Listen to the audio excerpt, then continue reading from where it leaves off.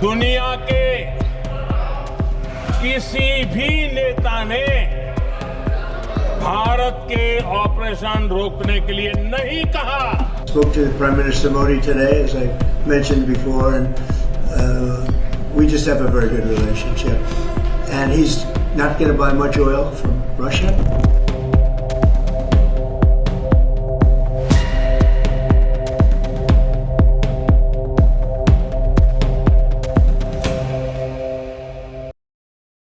एक खबर आती है, खबर ये कि नरेंद्र मोदी मलेशिया नहीं जाएंगे। मलेशिया में आसियान का समिट है, उसमें तमाम आसियान देश के मेंबर्स आ रहे हैं, भारत आसियान का सदस्य है, लेकिन भारत ने यह तय किया है कि प्रधानमंत्री नरेंद्र मोदी नहीं जाएंगे। मलेशिया के प्रधानमंत्री ने कहा कि मैंने प्रधानमंत्री नरेंद्र मोदी से बात कर ली है, वो वर्चुअली जुड़ेंगे।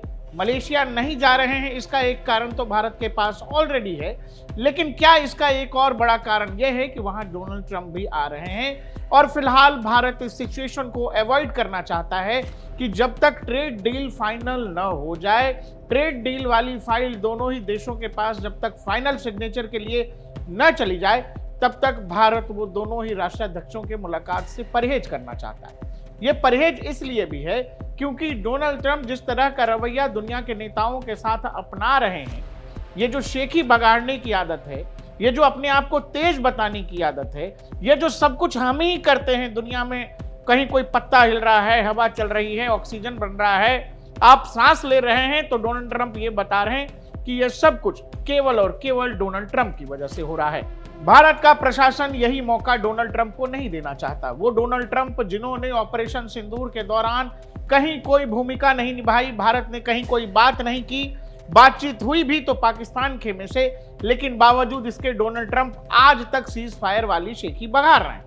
आजकल एक और नैरेटिव का खेल खेला जा रहा, वो है कि मेरी प्रधानमंत्री नरेंद्र मोदी से बात हो गई है, ऐसा डोनाल्ड ट्रंप कह रहे हैं, और वो मान गए हैं रशियन ऑयल नहीं खरीदेंगे, और ये नतीजे साल के अंत तक आएंगे जहां भारत रशियन ऑयल खरीदना बंद कर देगा। And he's not going to buy much oil from Russia. He wants to see that war end as much as I do. He wants to see the war end with Russia, Ukraine. And as you know, they're not going to be buying too much oil. So they've cut it way back and they're continuing to cut it way back. Bharat ने पहले भी जवाब दे दिया है कि जो America खुद nuclear power से रिलेटेड यूरेनियम वगैरह रशिया से खरीद रहा है, वो भारत को कैसे डिक्टेट कर सकता है कि भारत रशिया से क्या खरीदेगा या नहीं खरीदेगा। भारत ने पहले भी, हमारे विदेश मंत्री इस बात का जवाब दे चुके हैं, जो यूरोप एक दोपहर में पूरे क्वार्टर से ज्यादा तेल और गैस रशिया से लेता है, वो हमें क्यों डिक्टेट कर रहा है। लेकिन मैंने आपसे पहले भी हमारे वीडियोस में कहा है कि गोरों की ये आदत है, वेस्ट की ये आदत है कि उसे ये लगता है कि उन्होंने हमेशा भारत के प्रति यही नजरिया रखा कि वो बोलेंगे भारत सुनेगा, लेकिन 2014 के बाद कहानी बदली है। भारत अब जवाब भी देता है और भारत दूसरों को चुप भी करा रहा है। ये बात डोनाल्ड ट्रंप और उनके प्रशासन को समझ नहीं आ रही है या वो पचा नहीं पा रहे, और यही कारण है कि हाल फिलहाल ये नैरेटिव वॉर फिर से प्ले करने की कोशिश की गई है कि भारत रशियन ऑयल खरीदना बंद कर देगा। मैंने प्रधानमंत्री से बात कर ली है, और ये एक आध बार नहीं बोला जा रहा, कई बार लगातार बोला जा रहा है, और ये दुनिया भर के अखबारों में छप भी रहा है। रॉयटर्स जैसे अखबार, जिन्होंने पहले पाकिस्तान के कहने पर यह लिखा कि भारत के राफेल जेट गिराए गए, रॉयटर लिखता गया और भारत का ऑपोजिशन ये पूछता चला गया कि भारत सरकार बताए कि भारत के कितने राफेल जेट गिराए। देश के बड़े विपक्षी नेता से लेकर तमाम विपक्षी नेताओं ने यह कहा कि एयरफोर्स को, भारत की सेनाओं को यह बताना चाहिए कि कितने राफेल जेट या कितने विमानों का नुकसान भारत को हुआ है। युद्ध में नुकसान होता है, लेकिन ऐसे समय में जब आप दुश्मन के आमने सामने हैं, आप दुश्मन के नैरेटिव में फंसते हैं और आप अपनी सेना और अपने सरकार से ही इस तरह के सवाल करने लगते हैं। ठीक वही कहानी फिर से दोहराई जा रही है। भारत सरकार रशिया से ऑयल लेने या ना लेने को लेकर भारत का विदेश मंत्रालय बहुत स्पष्ट पहले ही कह चुका है, भारत दुनिया के किसी भी देश से व्यापार केवल भारतीय हितों, भारतीय कंज्यूमर्स को ध्यान में रखकर ही करता है। भारत को दुनिया के जिस भी हिस्से से सस्ता तेल मिलेगा, भारत वहां से तेल खरीदेगा। फिलहाल रूस हमें सस्ते दरों पर तेल बेच रहा है, तो हम रूस से तेल ले रहे हैं। हमने बाकायदा लिस्ट जारी कर दी थी कि अमेरिका रशिया से युद्ध के दौरान भी क्या क्या खरीद रहा है। वो अमेरिका जो आरोप लगाता है कि भारत और चीन जैसे देश रूस से ऑयल खरीदकर यूक्रेन का युद्ध फाइनेंस कर रहे हैं। यही कहानी भारत ने लिस्ट जारी करके बता दी कि भाई साहब, अगर यही डिबेट है कि हम तेल खरीद रहे हैं तो यूक्रेन का युद्ध जो है फाइनेंस कर रहे हैं, तो ये काम तो फिर आप भी कर रहे हैं। कुल मिलाकर नैरेटिव वॉर चल रहा है। लगातार डोनाल्ड ट्रंप ये कह रहे हैं कि भारत से बात हो गई है, मोदी मेरे बड़े अच्छे दोस्त हैं, उनसे बात हो गई है, वो तैयार हो गए हैं कि भारत रशियन ऑयल नहीं खरीदेगा। Spoke to Prime Minister Modi today, as I mentioned before, and we just have a very good relationship. And he's not going to buy much oil from Russia. He wants to see that war end as much as I do. He wants to see the war end with Russia, Ukraine. And as you know, they're not going to be buying too much oil. So they've cut it way back, and they're continuing to cut it way back. लेकिन भारत सरकार की तरफ से इस पर कोई जवाब नहीं आया है।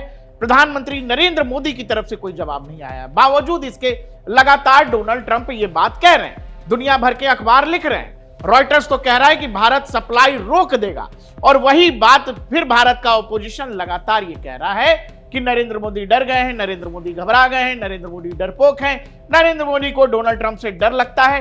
ये वाली नैरेटिव चलाई जा रही है। अब जब प्रधानमंत्री नरेंद्र मोदी ने मलेशिया जाने से मना कर दिया है, इसको भी ट्रंप के डर से जोड़कर देखा जा रहा है। जबकि खेल की असल कहानी यह है कि भारत यह चाहता है कि जब तक ट्रेड डील जो पर्दे के पीछे से लगातार निगोशिएशंस दोनों ही देशों के टॉप लेवल पर हो रही है, जब तक ट्रेड डील फाइनलाइज न हो जाए, तब तक भारत के उच्च नेता, बड़े नेता अमेरिकी राष्ट्रपति से मिलने से परहेज कर रहे हैं, क्योंकि डोनाल्ड ट्रंप मर्यादा भूलते हैं। डोनाल्ड ट्रंप दो राष्ट्राध्यक्षों से बात कैसे होनी चाहिए, वो मर्यादा वो कई बार तार तार कर चुके हैं। वो चाहे कनाडा के प्राइम मिनिस्टर हो या फिर ब्रिटेन के प्राइम मिनिस्टर हो, वो किसी के भी साथ बदतमीजी करने से नहीं चूकते हैं। भारत ये मौका डोनाल्ड ट्रंप को नहीं देने जा रहा है, और यही कारण है कि मलेशिया में हो रहे आसियान समिट को, जिसको बड़ी उम्मीद के साथ ये नैरेटिव फैलाया गया कि भारत रशियन ऑयल नहीं खरीदेगा, दूसरी तरफ अगर वहां पर यह प्लान किया जाता कि दोनों ही देश के नेता मलेशिया में अलग से मिलेंगे, बायलैटरल मीटिंग होगी, वहां पर डोनाल्ड ट्रंप किसी तरह की बकलोली कर सकते थे। भारत इस बात को बेहतर समझ रहा है कि यह सारा का सारा नैरेटिव गेम कि रशियन ऑयल भारत नहीं खरीदेगा, नहीं खरीदेगा, नहीं खरीदेगा। भारत कई बार कह चुका है कि हम दुनिया के उसी हिस्से से बिजनेस करेंगे जो हमको हमारे कस्टमर के लिए सस्ता तेल देगा। बावजूद इसके ये रोज कहा जा रहा है। अब रोज कही जाने वाली बात को जरूरी नहीं है कि रोज काटा जाए। भारत ने अलग अलग स्तरों पर अमेरिका द्वारा, वो चाहे ऑपरेशन सिंदूर हो, वो चाहे रशियन ऑयल को खरीदने को लेकर हो, समय समय पर भारत के एमईए ने या फिर इवन संसद में भी देश के प्रधानमंत्री तक ने सभी विषयों पर बात की है। दुनिया के किसी भी नेता ने भारत के ऑपरेशन रोकने के लिए नहीं कहा।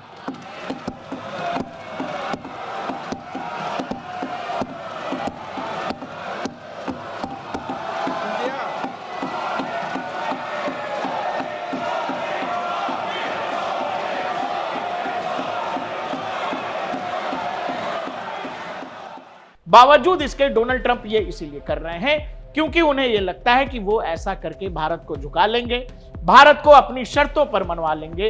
वो ट्रेड डील जो वो अपने हिसाब से करना चाहते हैं, वो ट्रेड डील जो भारत के किसानों के अहित में होगा, वो साइन वो कराना चाहते हैं, और भारत इसके लिए तैयार नहीं है। और यही कारण है कि मलेशिया में होने वाले आसियान में जब डोनाल्ड ट्रंप पहुंचेंगे तो उन्हें इस बात की उम्मीद थी कि जब नरेंद्र मोदी वहां आएंगे तो दोनों नेताओं के बातचीत के दौरान वो नरेंद्र मोदी के सामने कुछ शेखी बगाड़ेंगे कि मैंने ट्रेड डील करा दिया, मैंने रशियन ऑयल खरीदना रुकवा दिया, मैंने दुनिया के बहुत सारे वॉर रोक दिए, मैंने भारत पाकिस्तान का वॉर रोक दिया। अब आपको यह लगेगा कि जब डोनाल्ड ट्रंप ये सब करेंगे तो प्रधानमंत्री नरेंद्र मोदी को भी जवाब देना चाहिए। देखिए, एक जानवर है जिस जानवर को बड़ा आनंद आता है कीचड़ में लौटने के बाद। अब सवाल है कि क्या आप उस कीचड़ में जाने को तैयार हैं? तो बात यह है कि आप वेट करें कि अगर बातचीत ही करनी है तो उस जानवर को कीचड़ से निकलने दीजिए, थोड़ा सूखे में आने दीजिए, साफ सफाई वाली जगह पर आने दीजिए, फिर बातचीत हो। कीचड़ वाले जानवर से बात करने के लिए जरूरी नहीं है कि आप भी कीचड़ में उतरे। गंदगी का सामना गंदगी में उतर के करने की कोई जरूरत नहीं है। और भारत ने यह तय किया। इसके अलावा ताशकंद 2.0 जो सीरीज डीएनपी इंडिया लगातार आप तक को दिखा रही है, वो वीडियोस आप जाकर देखेंगे तो एक मेजर कहानी सिक्योरिटी रिलेटेड भी है, सिक्योरिटी थ्रेट भी है जो प्रधानमंत्री से जुड़ी हुई है। तो एक कारण यह भी हो सकता है कि प्रधानमंत्री मलेशिया जाने से बच रहे हैं। एक दूसरा बड़ा कारण यह है कि ऑपरेशन सिंदूर के दौरान जब हमने दुनिया भर में भारत ने अपने डेलीगेशंस भेजे, हमने हमारा एक डेलीगेशन मलेशिया भी भेजा था। उस दौरान मलेशिया की तरफ से यह कहा गया कि भारत तो हमारा दोस्त है लेकिन पाकिस्तान हमारा भाई है, यानी मलेशिया हमारा एक तरह से एडवर्सरी है। और ऐसे में इस तरह के देश में जाना जहां आईएसआई ने तबलीगी जमात के अलावा अलग अलग मस्जिदों के जरिए वहां जबरदस्त आईएसआई ने अपनी जड़ें जमा ली हैं, इस तरह के देश में जाना भारत के प्रधानमंत्री के लिए ठीक नहीं होगा। ऐसे में जब एससीओ को लेकर बहुत सारे सवाल हैं, ढाका में उस अमेरिकी अफसर की मौत पर बहुत सारे सवाल हैं, मलेशिया जाकर क्या ऐसा तो नहीं है कि अमेरिका और सीआईए एक बड़ा कवर प्लान कर रहे थे कि वहां नरेंद्र मोदी पहुंचते और कोई अहित जैसी कोई अप्रिय घटना होती? सुरक्षा एजेंसियों के लिहाज से भी ये ठीक नहीं है और मुझे लगता है कि शायद इसीलिए तमाम अलग अलग पहलुओं को ध्यान में रखते हुए भारत सरकार ने यह तय किया है कि प्रधानमंत्री नरेंद्र मोदी मलेशिया में होने वाले आसियान समिट में वीडियो कॉल पर जुड़ेंगे। और डोनाल्ड ट्रंप के लिए यह एम्बेरसमेंट से कम नहीं है। ये वो डोनाल्ड ट्रंप हैं कि जब प्रधानमंत्री नरेंद्र मोदी कनाडा में थे, फोन करके कहा कि आइए जरा व्हाइट हाउस में बातचीत करते हैं। नरेंद्र मोदी ने तब भी मना कर दिया कि भाई साहब पूर्व निर्धारित कुछ कार्यक्रम है, मैं अभी नहीं आऊंगा, आगे देखते हैं। एक बार फिर से डोनाल्ड ट्रंप की ठीक ठाक बेइज्जती हुई है कि भाई साहब वो मलेशिया तो जाएंगे, इस उम्मीद के साथ जाते कि नरेंद्र मोदी से वहीं मुलाकात होगी, लेकिन ये मुलाकात फिर से एक बार भारत की तरफ से टाल दी गई है।